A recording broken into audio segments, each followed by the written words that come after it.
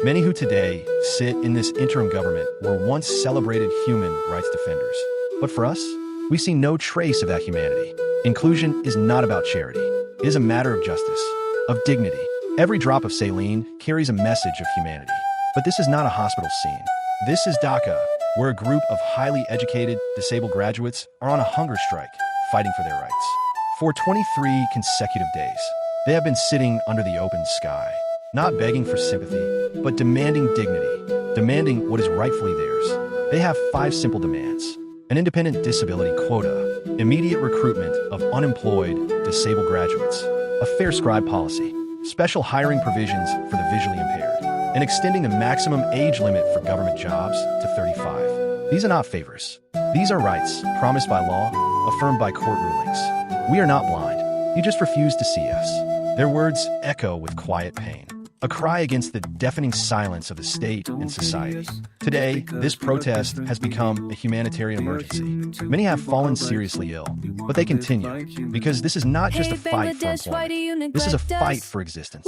They tried to reach the head of state, but police blocked their way, even when they turned to the United Nations office in Dhaka. Again, pressure was used. Again, they were stopped. Even they were physically assaulted by the police. Their voices, unheard. Their movement, restricted. And when the media disappears, so does their safety, replaced by police abuse. These are not just protesters.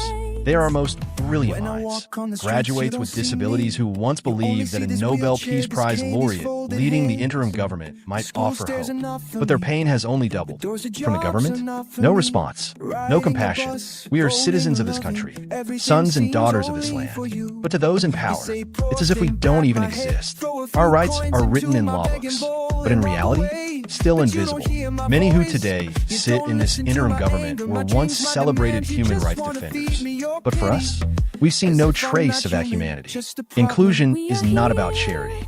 It is a matter of justice. Under the government of Bangladesh's 2013 policy, a disabled university student receives just 1,300 Dhaka per month, barely $10 and 65 cents.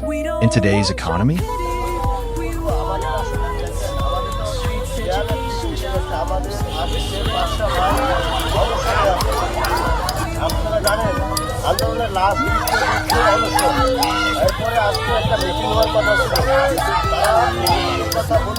that doesn't last a day.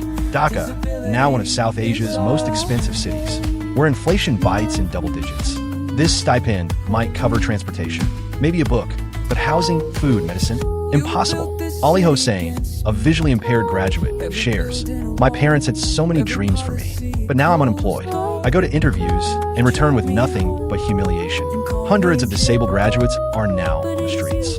Their demand is simple: implement the 1% job quota in public schools. Are the promises of the state only paper? The Constitution, High Court verdicts, international treaties, they all affirm the rights of persons with disabilities. But in reality, those rights remain a distant dream. We don't want charity. We want our rights. There's pain in their eyes and a question on their lips. Are we not citizens of this country? If the state continues to ignore them, its development will lose its soul, and its humanity, its meaning. Closing scene, candlelight vigil, soft chants echo. The laws exist, the policies are written, but where is the humanity? Their demands. This is not about charity. This is about equal citizenship, equal dignity, and justice. To deny someone a job because they cannot see is a failure of morality, a breach of law, and a blindness in our policies. The silence of the government and the indifference of NGOs and INGOs is not just negligence. It is a violation of international commitments under the UN Convention on the Rights of Persons with Disabilities. They are not helpless. They are graduates. They are citizens. They are dreamers. They do not ask for privilege, only a fair chance, only to be seen, only to be heard. An inclusive Bangladesh doesn't just serve persons with disabilities. It strengthens the entire nation. But the biggest barriers today: ignorance, prejudice, ableism, deep-rooted in both society and the system. Even in this peaceful movement, we're bullied. We face ridicule from police, officials, and bystanders. So what do we demand? What is the solution? So what do we demand?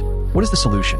Their demands: a special BCS recruitment for persons with disabilities to implement the 1% job quota, as per High Court rules. Establish a dedicated commission to ensure employment for disabled persons in the private sector. A bold national media campaign not silence. And finally, full application of the principle. Nothing about us without us. Inclusion is not a favor. It is a right.